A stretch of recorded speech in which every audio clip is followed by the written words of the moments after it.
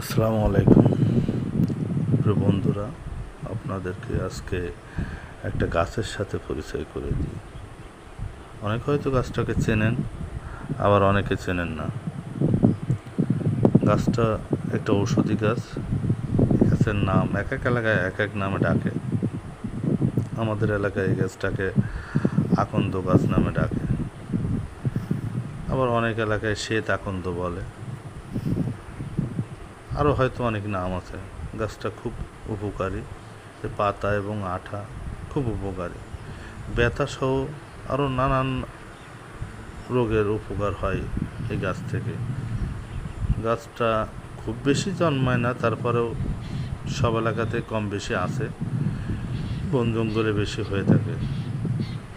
তো ভিডিওটা আপনাদের জন্য তৈরি করি, জানি না কতটুকু ভালো লাগবে। ভালো লাগলে কমেন্টে জানাবেন। ধন্যবাদ সকলকে।